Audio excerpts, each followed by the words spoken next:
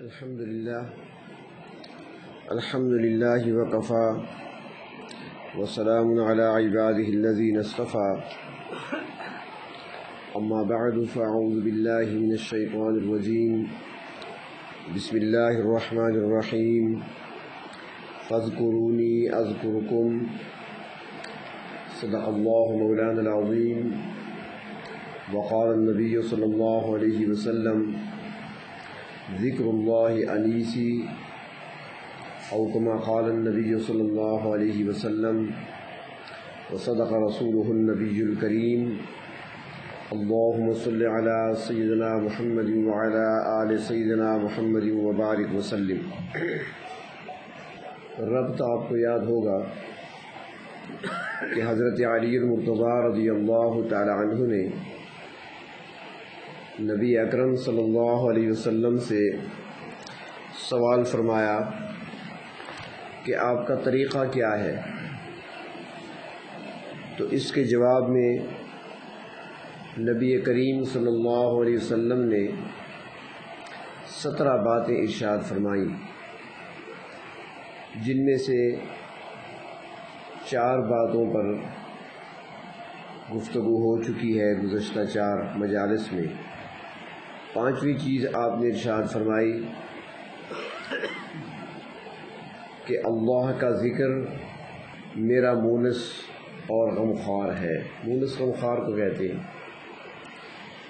جو غم میں، مصیبت کے وقت میں، پریشانی کے عالم میں انسان کے لیے تسلی کا باعث بنے، اس کو مونس کہا جاتا ہے۔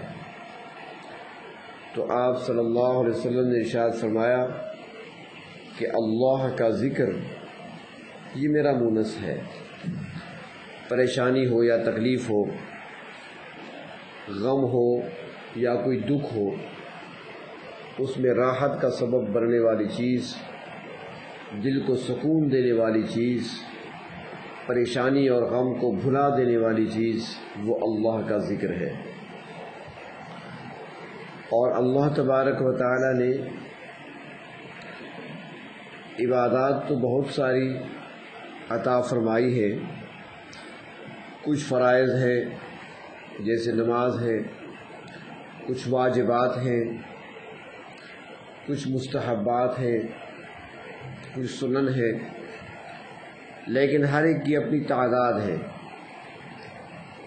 مثال کے طور پر نماز ہے، عبادت ہے، لیکن اوقات مقرر کر دیے کہ نماز پڑھ سکتے ہو، فرائض ادا کر سکتے ہو صبح سورج نکلنے سے پہلے، زوال کے بعد، اور پھر جب ظہر کا وقت گزر جائے، سایہ 2 چند ہو جائے تو پھر عصر، آفتاب غروب ہو جائے تو مغرب، اندھیرا خوب پھیل جائے تو عشاء۔ فرائض کے لیے وقت مقرر ہے، واجبات ہے تو ان کے لیے اپنے اوقات مقرر ہیں۔ وتر ہے تو عشاء کی نماز کے بعد پڑھنے ہیں، واجب ہیں۔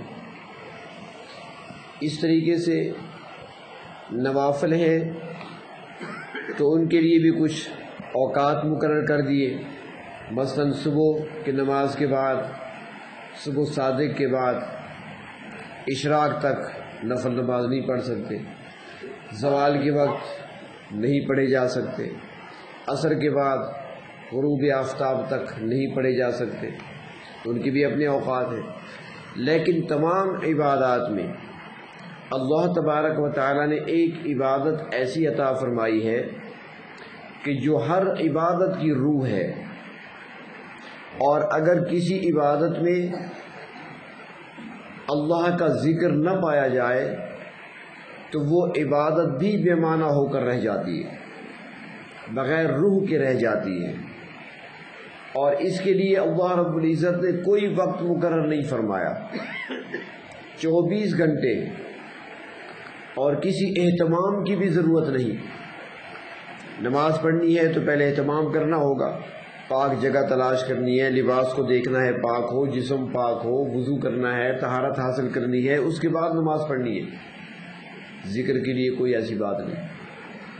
اور نماز اگر قائم کرنی ہے تو اگر نماز بھی ذکر کے بغیر ہے تو وہ بھی خالی ہے، اللہ تعالیٰ خود فرماتی ہیں اقم الصلاۃ لذکری، نماز قائم کرو میرے ذکر کے لیے۔ نماز جیسی عبادت میں بھی اللہ کا ذکر۔ ایک دوسری جگہ ارشاد فرمایا حج ایک عظیم عبادت ہے۔ اللہ تعالیٰ نے فرمایا اذا قضیتم مناسککم فاذکروا اللہ، جب تم حج کے مناسک سے فارغ ہو جاؤ، مینا میں آ جاؤ، تو فرمایا کہ اللہ کا ذکر کرو۔ اگر کوئی شخص دعوت کا کام کر رہا ہے، دین کی دعوت کا، تبلیغ کا فریضہ انجام دے رہا ہے، تو اس کے لیے بھی یہی حکم ہے کہ زبان سے کلمات دعوت ہوں اور دل میں اللہ کا ذکر ہو۔ حضرت موسیٰ علیہ السلام کو جب بھیجا گیا فرعون کی طرف، حضرت ہارون علیہ السلام ساتھ ہیں، فرمایا چلے جاؤ فرعون کے پاس، اس کو دعوت دینی ہے، اس تک پیغام پہنچانا ہے، اپنی رسالت ان تک پہنچانی ہے، لیکن فرمایا وَلَا تَنْیَ عَنْ ذِکْرِی، یاد کرنا اس کے دربار میں پہنچ کر دعوت تو دینی ہے لیکن میرے ذکر سے غافل نہ ہو جانا۔ وہاں بھی اللہ کا ذکر۔ اور انسان اگر کاروبار میں لگا ہوا ہے، رزق حلال کما رہا ہے، تو اس کے لیے فرمایا سورۃ الجمعہ میں ارشاد فرمایا فَإِذَا قُضِيَتِ الصَّلَاةُ، جب نماز ہو جائے یعنی جمعے کی نماز، فَانْتَشِرُوا فِي الْأَرْضِ، زمین میں پھیل جاؤ، وَابْتَغُوا مِنْ فَضْلِ اللَّهِ، اللہ کی روزی کو تلاش کرو، وَاذْكُرُوا اللَّهَ، اور اللہ کو یاد کرو۔ کاروبار کر رہے ہو تو بھی اللہ کا ذکر، عبادت میں ہو تب بھی اللہ کا ذکر، حج کا موقع ہے تب بھی اللہ کا ذکر، یعنی تمہارا کوئی لمحہ اللہ کے ذکر سے خالی نہیں ہونا چاہیے۔ اللہ ہم ذکر کتنا کریں، فرمایا اذکروا اللہ ذکرا کثیرا، کثرت سے میرا ذکر کرو، کوئی تعداد نہیں رکھی۔ اور جو لوگ اللہ کے ذکر میں مشغول رہتے ہیں ان کی اللہ تبارک و تعالی نے تعریف فرمائی ہے، قرآن حکیم میں تعریف فرماتے ہیں کہ میرے بندے، خاص بندے ایسے ہیں کہ یذکرون اللہ قیاما وقعودا وعلی جنوبہم، جو ذکر کرتے ہیں کھڑے ہوئی حالت میں، بیٹھے ہوئے، لیٹے ہوئے، ہر حال میں، فرمایا کہ اللہ کا ذکر کرتے ہیں۔ اللہ تعالیٰ تعریف بیان فرماتے ہیں۔ نہ کوئی قید ہے اس میں، نہ کوئی پابندی ہے اس میں، اور نہ ہی اس کے لیے کوئی اہتمام کی ضرورت ہے، جس حال میں ہیں آپ ذکر کر سکتے ہیں۔ یعنی اللہ تبارک و تعالیٰ نے انسان کو پیدا ہی اپنی عبادت کے لیے کیا ہے، تو اب انسان کی عبادت، یہ زندگی عبادت کیسے بنے گی کہ ہر وقت اللہ کو یاد کیے رکھے، ہر وقت تعلق اپنے پروردگار کے ساتھ جڑا رہے، کوئی لمحہ انسان کی زندگی میں ایسا نہ آئے کہ انسان اپنے رب کو بھول جائے۔ ایک جگہ ارشاد فرمایا وَلَا تَكُونُوا كَالَّذِينَ نَسُوا اللَّهَ فَأَنْسَاهُمْ أَنفُسَهُمْ، فرمایا کہ ان لوگوں کی طرح نہ ہو جانا جنہوں نے اللہ کو بھلا دیا۔ تم نہ بھول جانا، یاد رکھنا، اور جنہوں نے اللہ کو بھلا دیا در حقیقت وہ اپنے آپ کو بھول چکے ہیں، اپنے آپ کو بھلا دیا انہوں نے۔ تو اس لیے ذکر انسان کا مونس و غمخوار ہے، اور یہ انسان کے ساتھ ہر وقت رہنا چاہیے۔ اللہ تبارک و تعالیٰ اس پر انعامات بھی عطا فرماتے ہیں۔ اس سے بڑھ کر ذکر کی فضیلت کیا ہو سکتی ہے؟ ذکر یاد کرنے کو کہتی ہیں، یاد کرنا، ہر وقت اللہ کی یاد ہو دل میں۔ اس سے بڑھ کر فضیلت کیا ہو سکتی ہے؟ انسان تھوڑی دیر کے لیے سوچ لیا کرے کہ اللہ تعالیٰ فرماتے ہیں فَاذْكُرُونِي أَذْكُرْكُمْ۔ کوئی اگر بڑا آدمی کہہ دے آپ کو، آپ اسے کہیں کہ مجھے یاد رکھا کرو، جس طرح کہتے ہیں نا، کسی نے ایک بندے سے آپ کہیں کہ یار مجھے دعاؤں میں یاد رکھا کرے، اور وہ کہہ دے آپ کو یار آپ تو میری ہر دعا میں میرے ساتھ ہوتے ہیں، تو آپ کو کتنی خوشی ہوگی، کتنی خوشی ہوتی کہ مجھے یاد رکھتے ہیں۔ کوئی عالم ہو، کوئی اللہ کا نیک بندہ ہو، اللہ کا ولی ہو، آپ اسے کہیں کہ مجھے دعاؤں میں یاد رکھا کریں، اور وہ کہے کہ میں نے بھلایا کب ہے، میں تو ہر وقت تمہیں یاد رکھتا ہوں، تو کتنی خوشی ہوگی۔ اللہ تعالیٰ فرماتے ہیں فَاذْكُرُونِی، مجھے یاد کرو، اذکرکم، میں تمہیں یاد رکھوں گا۔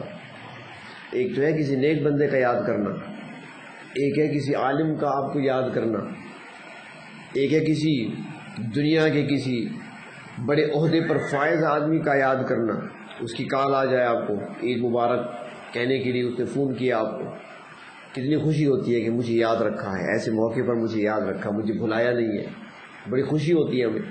اور اللہ تعالیٰ خود فرماتے ہیں تم مجھے یاد کرو میں تمہیں یاد کروں گا۔ اور اللہ تعالیٰ کا پھر یاد کرنا کیسا؟ فرماتے ہیں کہ اس کے کئی مفہوم ہیں جو علماء نے، مفسرین حضرات نے بیان فرمائے ہیں کہ اللہ تعالیٰ فرماتے ہیں فَاذْكُرُونِي، تم مجھے یاد رکھو عمل کرتے وقت۔ عمل کے معنی کام، تم دنیا کے کام کرتے وقت مجھے یاد رکھو، دنیا کا عمل کرتے وقت مجھے یاد رکھو۔ اذکرکم، آخرت کے اعمال کی میں تمہیں توفیق دوں گا۔ تم دنیا کے کاموں میں مجھے یاد رکھو، میں آخرت کے کاموں کی تمہیں توفیق دوں گا۔ دنیا کے کاموں میں کیسے یاد رکھنا ہے؟ کوئی بھی کام کر رہے ہیں بسم اللہ الرحمن الرحیم، اللہ کو یاد کر لیا آپ نے۔ کوئی چیز اٹھا رہے ہیں بسم اللہ الرحمن الرحیم، کوئی چیز رکھ رہے ہیں بسم اللہ الرحمن، اللہ کے نام ہے یا مصنون دعائیں ہیں ان کے ذریعے سے اللہ کو یاد رکھنا۔ یا بیٹھے ہیں آپ، سبحان اللہ الحمدللہ اللہ اکبر لا الہ الا اللہ سبحان اللہ وبحمدہ، کوئی بھی پڑھتے رہے، سارا اللہ کا ذکر ہے۔ جس کو قرآن پاک کی نعمت ملی ہے وہ قرآن پاک پڑھتے رہا کریں۔ تو فرمایا کہ دنیا کے کاموں میں مجھے یاد رکھو، میں آخرت کے کاموں میں تمہاری مدد کروں گا۔ دوسرا مفہوم فرماتے ہیں یہ ہے کہ اللہ تعالیٰ فرماتے ہیں فَاذْكُرُونِي اذکرکم، تم میری مان لو میری مخلوق تمہاری مانے گی۔ تم میری مان لو میری مخلوق تمہاری مانے گی۔ اور یہ مشاہدہ ہے، ہم روز دیکھتے ہیں ایسا ہو رہا ہے۔ ایک جوان ہوتا ہے، اس میں بری عادت ہے، چھوٹ نہیں رہی، چھوڑ نہیں رہا۔ باپ سمجھا سمجھا کے تھک گیا، ماں سمجھا سمجھا کر تھک گئی، دوست سمجھا سمجھا کر مایوس ہو گئے، نہیں مان رہا کسی کی۔ کوئی اللہ والے آ گئے، ان کی خدمت میں پہنچ گیا، انہوں نے ایسی بات کر دی کہ بیٹا یہ عادت اچھی نہیں ہے، اسے چھوڑ دو، تو اس نے فوراً چھوڑ دی۔ اللہ فرماتے ہیں کہ تم میری مان لو میری مخلوق تمہاری مانے گی، مان لیتی ہیں۔ اور فرمایا کہ ایک مفہوم یہ ہے فَاذْكُرُونِي اذکرکم، اللہ فرماتے ہیں میرے نام کا ادب و احترام تم کر لو، تمہارے نام کے ڈنکے میں بجوا دوں گا۔ تم میرے نام کا احترام کرو، میری عزت کرو، میں تمہاری عزتوں کو چار چاند لگا دوں گا۔ فرماتی ہیں کہ ایک مرتبہ ہارون رشید بادشاہ بیٹھا ہوا تھا۔ یہ چھوٹے چھوٹے بادشاہ نہیں تھی، بہت بڑی سلطنت تھی پھیلی ہوئی، آدھی دنیا پر حکمران تھے، آدھی دنیا پر۔ اور کہتے ہیں کہ جب بادل اٹھا کرتے تھے تو ہارون رشید بادلوں کو دیکھ کر کہا کرتا تھا اے بادلو جہاں تمہارا جی چاہے برسو، جہاں بھی برسو گی حکومت میری ہوگی۔ آدھی دنیا پر حکمران تھے، بہت بڑے حکمران، اور ووٹوں سے بھی نہیں آئے تھے، خاندانی گدی ہوتی ہے نا جس طرح پیروں کی، تو بادشاہوں کی بھی گدیاں چلتی تھی۔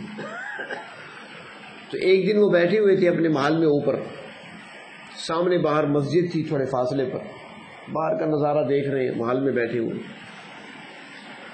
تو مسجد کی طرف آ رہے تھے حضرت قاضی ابو یوسف رحمۃ اللہ علیہ۔ جب وہ تشریف لا رہے تھے، جب یہ دیکھ رہے ہیں تو لوگ ان کے ساتھ پیچھے پیچھے چل رہے ہیں۔ جب حضرت مسجد میں پہنچے، حضرت قاضی ابو یوسف رحمۃ اللہ علیہ جوتے اتارے تو دو جوان جوتے اٹھانے پر آپس میں لڑ پڑے، ایک کہتا ہے میں اٹھاؤں گا، دوسرا کہتا ہے میں اٹھاؤں گا۔ تو آخر ایک جوتا ایک کے ہاتھ لگ گیا، دوسرا دوسرے کے ہاتھ لگ گیا۔ اب یہ بھی بے ادبی ہے کہ حضرت کا ایک جوتا ایک کے پاس ہو، دوسرا جوتا دوسرے کے پاس ہو۔ تو انہوں نے کیا کیا، ایک نے جلدی سے اپنا رومال سر سے اتار کر بچھا دیا، دونوں جوتے اس پہ رکھے، اس سے کہا ایک کونا رومال کا تم پکڑو، ایک میں پکڑتا ہوں۔ رومال میں پکڑ کر جوتے اٹھا کر حضرت پیچھے جا رہے ہیں۔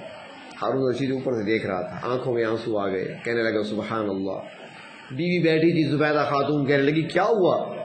کہنے لگے نیچے منظر دیکھ رہا ہوں کہ ہم بھی کہتے ہیں کہ ہم بادشاہ ہیں، آدھی دنیا پر حکومت کر رہے ہیں، اصل بادشاہت تو وہ ہے، ہمارے جوتے اٹھانے پر کون لڑتا ہے؟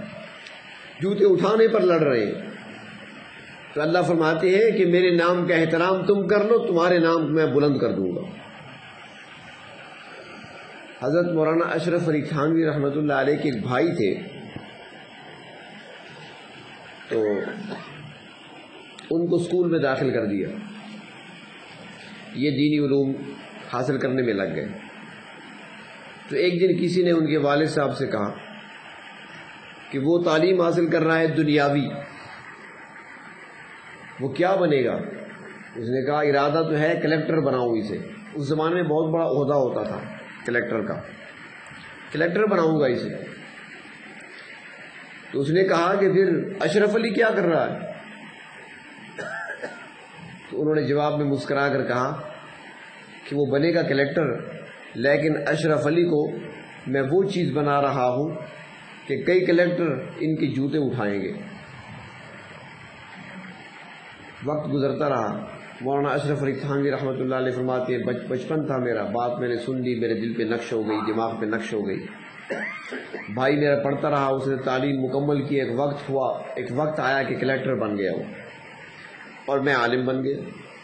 تو میں کہ ایک دن ایک مسجد میں درس دینے جا رہا تھا، بھائی میرا کلیکٹر تھا، تو میں جب وہاں پہنچا میں نے جوتے اتارے، میرے اس بھائی نے میرے جوتے اٹھا لیے، میری آنکھوں میں آنسو آ گئے، والد صاحب کی بات یاد آ گئی کہ کلیکٹر میرے جوتے اٹھا رہا ہے، اس کے جوتے کوئی نہیں اٹھا رہا۔ تو جس نے اللہ تبارک و تعالیٰ کو یاد کیا اس طریقے سے کہ اللہ کا احترام کیا، اللہ کے نام کا احترام کیا، پروردگار عالم اس کے نام کو 4 چاند لگا دیتے ہیں۔ فرمایا فاذکرونی اذکرکم، ایسا نوازتے ہیں کہ ایک بزرگ گزرے ہیں، عبد الواحد ان کا نام ہے، کتابوں میں ان کا ذکر ملتا ہے، کئی واقعات ان کے آتے ہیں، بڑے اللہ والے تھے۔ تو ان کے بارے میں آتا ہے کہ ایک مرتبہ وہ اللہ کی بارگاہ میں عرض کرنے لگے پروردگار، جس نے جنت میں میرا ساتھی بننا ہے میں اسے دیکھنا چاہتا ہوں، دنیا میں اس سے ملاقات کرنا چاہتا ہوں کہ جنت میں میرا ساتھی کون ہوگا۔ اللہ تبارک و تعالیٰ نے دکھا دیا، خلوص دل سے مانگا کرتے تھے، ایک تو مقام ایسا اللہ نے ان کو عطا کیا، مرتبہ ملا ہوتا ہے، اور پھر ساتھ وہ جو مانگتے ہیں وہ دل سے ہی مانگتے ہیں، اللہ تعالیٰ دعا قبول بھی فرما لیتے ہیں۔ حدیث شریف میں آتا ہے نا کہ کچھ بندے ایسے ہیں جو اللہ پر قسم کھا لیں اللہ تعالیٰ ان کی قسم کو پورا کرتے ہیں۔ ایک خاتون تھی، صحابیہ ہیں، انہوں نے کسی اور خاتون کے دانت توڑ دیے، کسی بات پہ لڑائی ہوئی نا، کوئی چیز ماری، اس کے دانت، اگلے دانت ٹوٹ گئے۔ اللہ کے رسول صلی اللہ علیہ وسلم کی خدمت میں مقدمہ پیش ہوا کہ فلاں عورت نے دوسری عورت کے دانت توڑ دیے، جس کے دانت ٹوٹے تھے اس کے خاندان والے آ گئے، مطالبہ کرنے لگے ہمیں قصاص چاہیے۔ اب قصاص کیا ہے؟ دانت کے بدلے دانت، دانت اس نے توڑے ہیں تو اس کے دانت توڑے جائیں گے، 2 دانت توڑے ہیں تو 2 دانت توڑے جائیں گے، 1 دانت توڑا ہے تو 1 دانت توڑا جائے گا، قصاص ہے۔ اور دوسری صورت پھر یہ ہوتی ہے کہ قصاص معاف کر دو تو پھر دیت ہے۔ تو انہوں نے مطالبہ کر دیا کہ ہمیں قصاص چاہیے، ہر حال میں قصاص لیں گے، اس نے دانت توڑے ہیں تو اس کے بھی دانت توڑے جائیں گے۔ اللہ کے رسول صلی اللہ علیہ وسلم نے وہاں پر فرمایا کہ ٹھیک ہے، قصاص کا مطالبہ ہے تو قصاص لیا جائے گا، اس کے دانت توڑے جائیں گے۔ حضرت انس بن مالک رضی اللہ تعالیٰ عنہ بیٹھے ہوئے تھے، سر اٹھایا، عرض کیا اللہ کے محبوب، اس ذات کی قسم جس نے پیدا کیا ہے اس کے دانت نہیں توڑے جائیں گے، قسم کھا لی، اس کے دانت نہیں توڑے جائیں گے۔ اللہ کے رسول مسکرائے کہ بھئی قصاص ہے، مطالبہ ہے ان کا، جن کو تکلیف پہنچی ہے ان کا مطالبہ ہے کہ دانت توڑے جائیں، قصاص لیا جائے، تم کیسے کہہ رہے ہو؟ ابھی یہ باتیں ہو رہی تھی کہ وہ آ گئے دوبارہ۔ عرض کرتے ہیں یا رسول اللہ صلی اللہ علیہ وسلم ہماری خاتون کے دانت تو ویسے ہی ٹوٹ گئے، اب اس بیچاری کے ہم نہیں توڑنا چاہتے، لہٰذا دے دے بس چھوڑ دیتے ہیں۔ اللہ کے رسول نے اس موقع پہ فرمایا تھا کہ کچھ اللہ کے بندے ایسے بھی ہیں جو قسم کھا لیں تو اللہ تعالیٰ ضرور پوری کرتے ہیں۔ اس نے قسم کھا لی، اللہ نے پوری کر دی، نہیں توڑے گئے دانت اس کے۔ تو اللہ والوں کی دعائیں جو ہوتی ہیں وہ قبول ہوا کرتی ہیں۔ لیکن اس میں ایک بات یہ بھی عرض کروں کہ دعا جو ہوتی ہے نا، اس کو حاصل کرنے کے دو طریقے ہوتے ہیں۔ دعا کسی نیک بندے سے حاصل کرنے کے دو طریقے ہیں۔ ایک طریقہ ہے دعا اپنے لیے کرانا، اور ایک طریقہ ہے دعا لینا۔ بڑا فرق ہے دعا کرانا اور دعا لینا، اثر دونوں میں ہے، اس میں کوئی شک نہیں۔ دعا کرنے والے میں تاثیر کتنی ہے ایک الگ بات ہے، اور جو دعا دینے والا ہے اس میں تاثیر کتنی ہے۔ صاحب مقام ہے، دل سے دعا دے دی، آپ نے کرا لی، اس نے دے دی، تب بھی فائدہ ہوگا، لیکن اصل فائدہ دعا لینے میں ہے۔ مثال کے طور پر نبی اکرم صلی اللہ علیہ وسلم کی خدمت میں آئے حضرت ابو ہریرہ رضی اللہ تعالیٰ عنہ، مشہور صحابی ہیں، اور سب سے زیادہ احادیث جو مروی ہیں احادیث کی کتابوں میں وہ ابو ہریرہ سے ہیں۔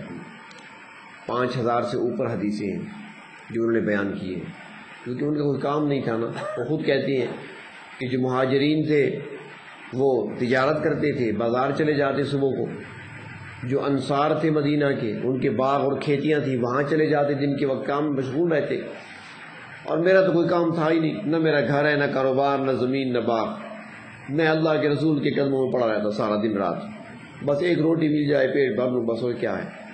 تو فرمایا کہ بس سارا دن آپ صلی اللہ علیہ وسلم کے اقوال کو افعال کو دیکھتا رہتا، اقوال کو سنتا رہتا، محفوظ کرتا رہتا، وہی امت تک پہنچا دیے۔ تو ابو ہریرہ رضی اللہ تعالیٰ عنہ ایک مرتبہ اللہ کے رسول صلی اللہ علیہ وسلم کی خدمت میں حاضر ہوئے، اور بڑے رنجیدہ سر جھکا کر آ کر بیٹھ گئے۔ اللہ کے محبوب صلی اللہ علیہ وسلم کی نظر پڑی، فرمایا ابو ہریرہ کیا بات ہے، آج پریشان ہو، پھر کیا ہوا؟ عرض کرنے لگے اللہ کے رسول ماں نے پھر مارا ہے، اور آپ کی شان میں گستاخی بھی کی ہے۔ آپ نے فرمایا کہ اب کیا کریں پھر؟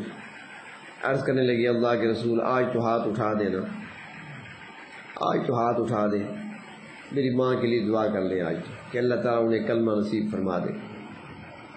اللہ کے رسول صلی اللہ علیہ وسلم نے اسی وقت اپنے ہاتھ بلند کر دیے۔ اے پروردگار، مختصر دعا، اللہم اہد ام ابی ہریرہ، اللہ ابو ہریرہ کی ماں کو ہدایت عطا فرما۔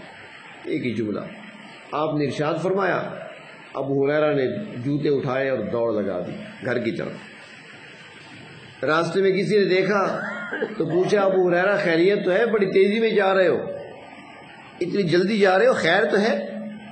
کہاں مجھے روکو نہیں، میں دیکھنا چاہتا ہوں کہ گھر پہلے میں پہنچتا ہوں یا میرے آقا کی دعا پہنچتی ہے۔ جب گھر دروازے پہ پہنچے، دروازہ بجایا تو اندر سے ماں کی آواز آئی، کون؟ نے کہا ابو ہریرہ۔ جواب آیا کچھ صبر کرو، انتظار کرو، میں غسل کر رہی ہوں۔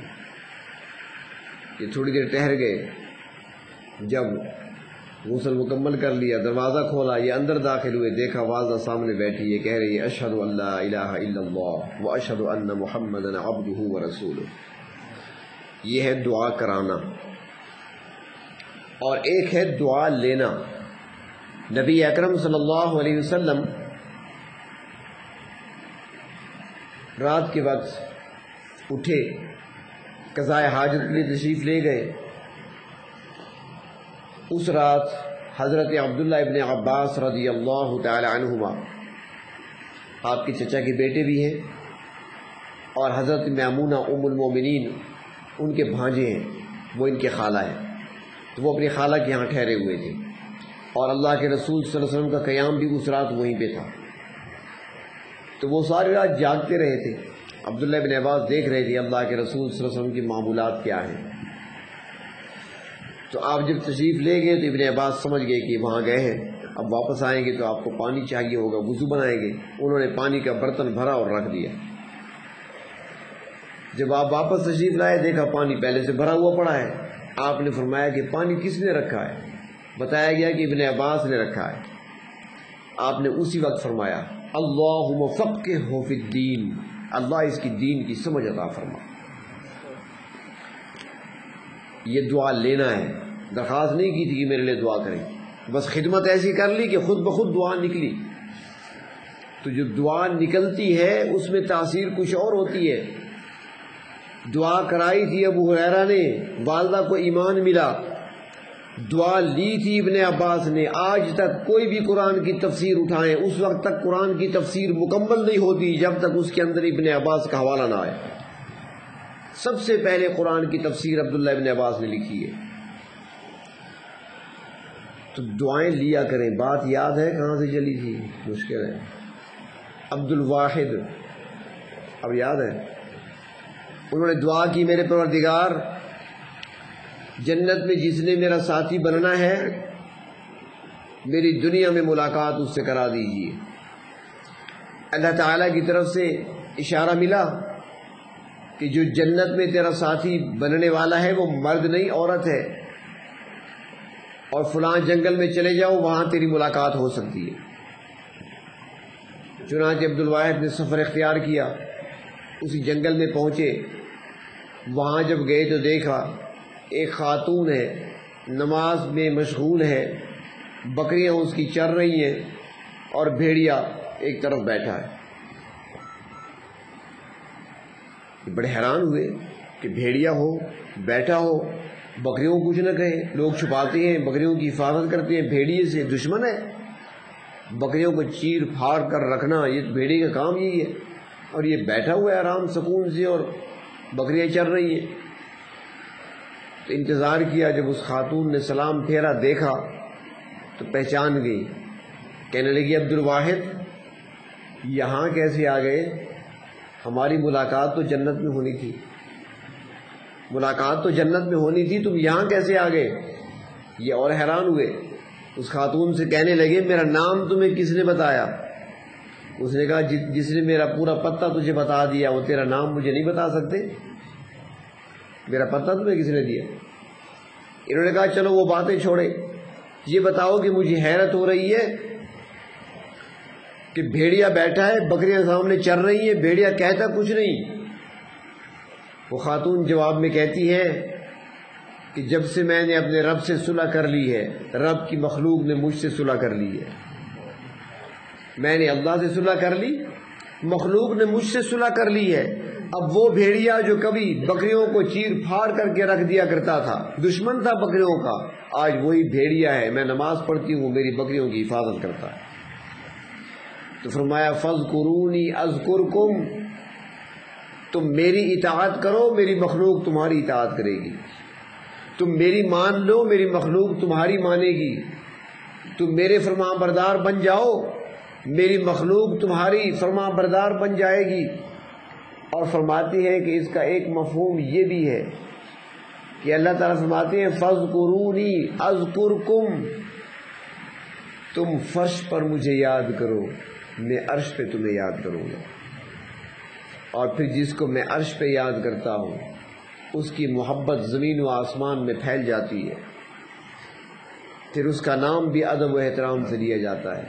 آج جتنے ہمارے بزرگ گزرے، ابھی شیخ عبد الواحد کا نام لیا، باوضو ہو کر ممبر پہ نام لیا جاتا ہے، مسجدوں کے اندر نام لیا جاتا ہے، ادب سے نام لیا جاتا ہے. بشر حافی کا نام آئے تو ادب سے لیا جاتا ہے، جنید بغدادی کا نام آئے تو ادب سے نام لیا جاتا ہے، احترام کیا جاتا ہے. بایزید بستامی کا نام ادب و احترام سے لیا جاتا ہے. آج بھی صدیاں ہو گئی دنیا سے گزر چکے ہوئے. تو فرمایا کہ تم جب میری مانو گے میری مخلوق تمہاری مانے گی. تم عرش پہ فرش پہ مجھے یاد کرو گے میں تمہیں عرش پہ یاد کروں گا. اور فرماتی ہے کہ اس کا ایک مفہوم وہ یہ بھی ہے کہ اللہ تبارک و تعالی فرماتے ہیں کہ اگر تم معصیت سے بچنے کے لیے معصیت سے بچنے کے لیے مجھے یاد کرو گے تو فرمایا کہ میں مصیبت سے بچانے میں تجھے یاد رکھوں گا۔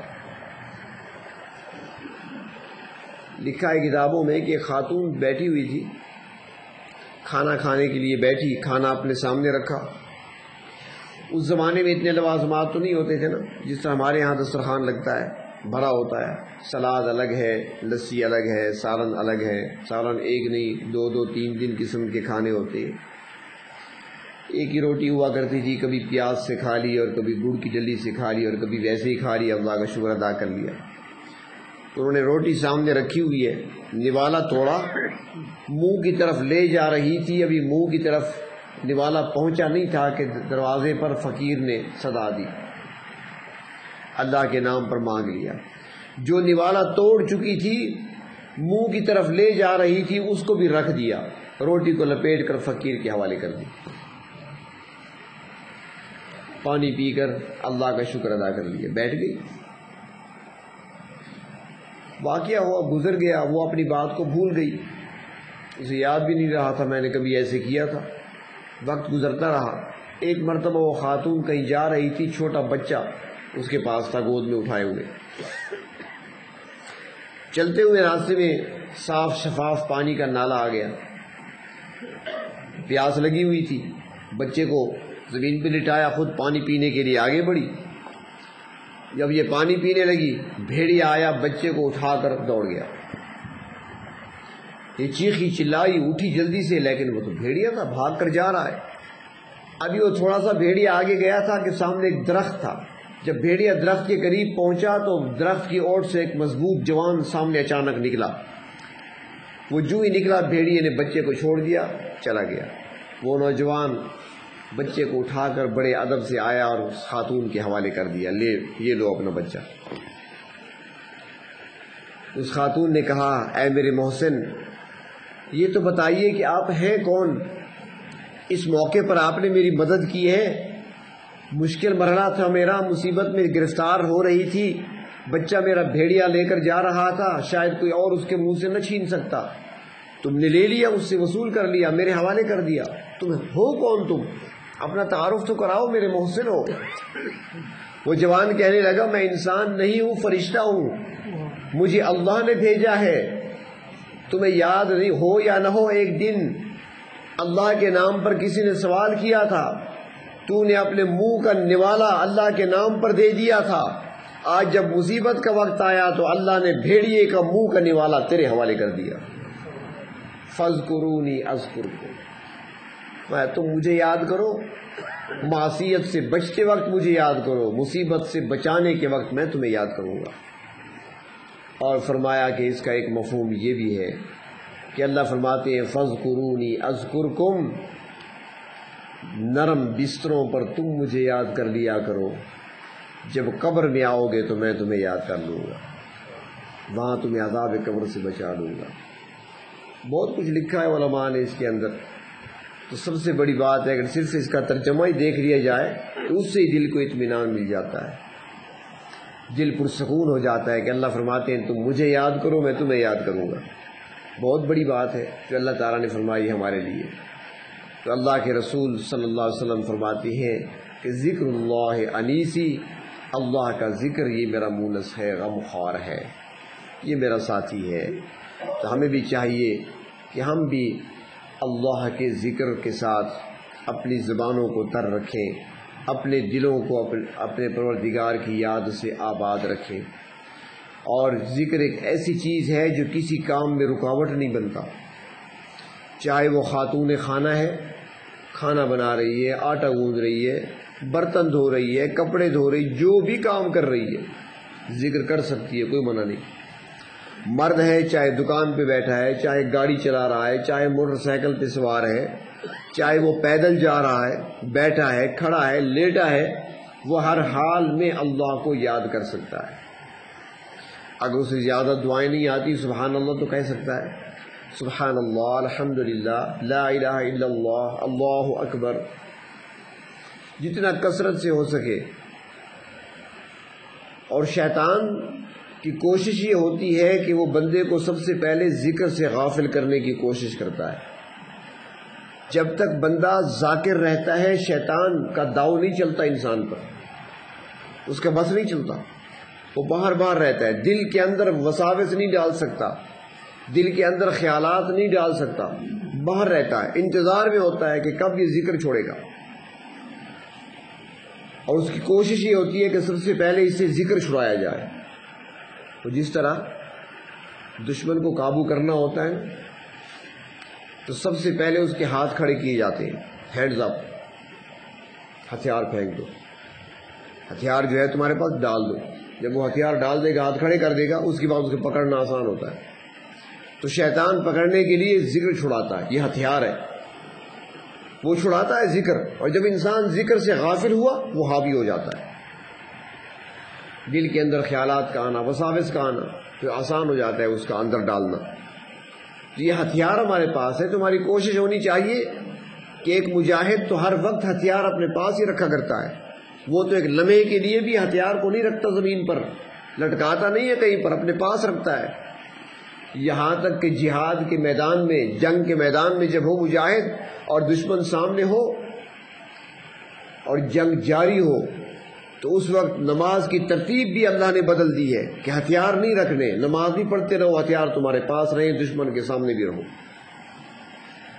اور ذکر ہمارا ہتھیار ہے، اور جب تک یہ ہتھیار ہمارے پاس ہے شیطان قریب نہیں آ سکتا، اور جب یہ ہتھیار ہم رکھ دیتے ہیں تو پھر شیطان ہم پہ حملہ آور ہو جاتا ہے۔ تو اس لیے کوشش یہ ہونی چاہیے کہ ہر وقت اللہ کا ذکر جاری رہے، اور پھر شیطان کئی پٹیاں پڑھاتا ہے، اور شیطان صرف جنات میں سے نہیں بلکہ قرآن حکیم نے فرمایا من الجنۃ والناس الذی یوسوس فی صدور الناس من الجنۃ والناس، یہ دلوں میں جو وساوس پیدا کرتے ہیں نا، یہ جنات میں سے بھی ہیں، انسانوں میں سے بھی ہیں، انسانوں میں سے بھی ایسے ہوتی ہیں جو شیطان کے اعلی کار بن کر وہی کام کرتے ہیں جو شیطان کر رہا ہوتا ہے۔ آپ تسبیح لے کر بیٹھے ہیں نا، وہ آ جائے گا، کیا کر رہے ہیں بھائی؟ جب بھی دیکھو آپ کے ہاتھ میں تسبیح، جب بھی دیکھو ذکر، خیال کرنا وہ فلاں شخص پاگل ہو گیا تھا ذکر کرتے کرتے، فلاں پاگل ہو گیا تھا، فلاں نے کپڑے پھاڑ دیے تھے۔ اللہ کے ذکر سے پاگل ہوتا ہے کوئی؟ اللہ کی یاد سے بھی کوئی پاگل ہوتا ہے؟ جو یہ الفاظ کہہ رہا ہے وہ خود ہی پاگل ہے۔ اللہ تعالیٰ خود فرماتے ہیں اذکروا اللہ ذکرا کثیرا، اللہ تعالیٰ خود فرماتی ہیں عقل مند بندے میرے وہ ہیں، میرے پسندیدہ بندے وہ ہیں، یذکرون اللہ قیاما وقعودا وعلی جنوبہم، جو لیٹے ہوئے، کھڑے ہوئے، بیٹھے ہوئے، ہر حال میں مجھے یاد رکھتے ہیں۔ تو کیا وہ پاگل ہے؟ تو اللہ کے ذکر سے غافل کرنے کے لیے، اور پھر آگے بھی ایمان تو ماشاءاللہ ویسے بھی مضبوط ہے نا ہمارے، گھبرا جاتے ہیں، تسبیح کو رکھ دیتے ہیں، نہیں اٹھانی، وہ ہتھیار ہم سے پھینکوا دیا، شیطان قابو پا گیا ہم پر۔ ہاں اتنی بات ضرور ہے، یہ جو مقاصد کے لیے وظائف پڑھے جاتے ہیں، کسی مقصد کے لیے، اور کثرت سے پڑھتے ہیں بغیر کسی استاد کے بتائے، بغیر کسی ترتیب کے، ان کی تاثیر الگ ہے، وہ الگ چیز ہے۔ ویسے جو مسنون اعمال ہیں وہ جتنا بھی پڑھیں آپ، قرآن پاک کی تلاوت کریں، بھئی زیادہ نہ پڑھا کرو، ایک سپارہ کافی ہے بس۔ کس نے کہا ہے تو قرآن پاک پڑھنے سے دماغ خراب ہوگا؟ اللہ کا کلام ہے، اللہ کے کلام سے کوئی پاگل ہوگا؟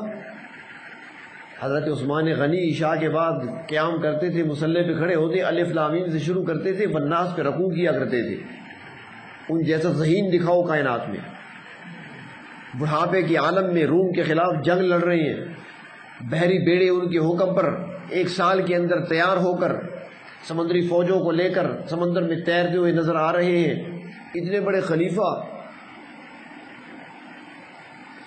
بلکہ میں نے پہلے بھی بتایا تھا، شاید کہ سال ڈیڑھ پہلے فوت ہوئے ہیں، سال ڈیڑھ ہی ہوا ہوگا شاید۔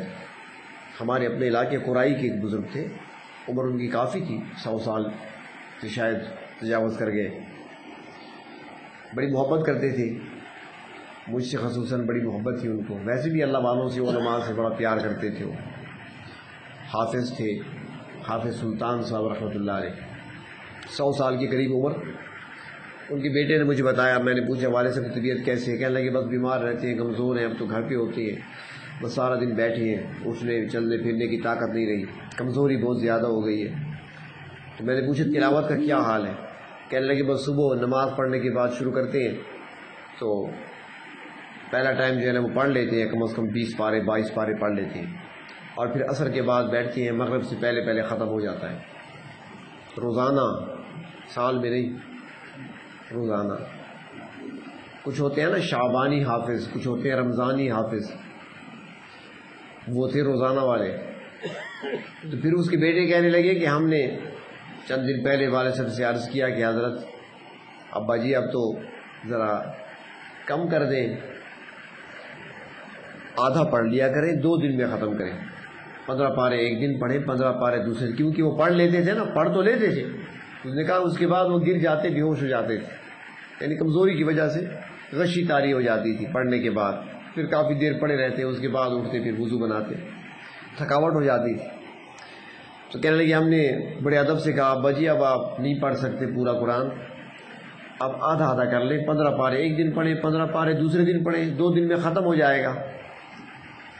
تو وہ بیٹا ان کا کہنے لگا کہ ابا جی کی آنکھوں میں آنسو آ گئے اور کہنے لگے بیٹا مجھے توقع نہیں تھی کہ مجھے ایسا کہو گے، اب تو چاہیے تھا کہ تم مجھے یہ کہتے ابا جی اب آخرت کی تیاری ہے، وقت تھوڑا رہ گیا ہے، روزانہ 2 ختم کرو، تمہیں تو چاہیے تھا مجھے یہ کہتے، تم کہہ رہے ہو کم کر لو، اب تو بڑھانے کا وقت ہے، کم کرنے کا کہاں ہے؟ تو کیا یہ لوگ پاگل تھے؟ اللہ کا ذکر کثرت سے کرنے سے، تلاوت کلام پاک کثرت سے پڑھنے سے ذہن تیز ہوتا ہے، کمزور نہیں ہوتا۔ ہاں یہ اپنے طور پر یہ وظائف نہ پڑھا کرو، بلکہ فرمایا کہ جو آدمی قرآن کریم کی تلاوت میں مگن رہتا ہے، کثرت سے پڑھتا ہے اور اسے دعا مانگنے کے لیے وقت نہیں ملتا، تو فرمایا کہ اللہ تبارک و تعالی اس کو محروم نہیں فرماتے، جتنے لوگ دعائیں مانگ رہے ہوتے ہیں وہ سب کے برابر اس کو عطا فرماتے ہیں۔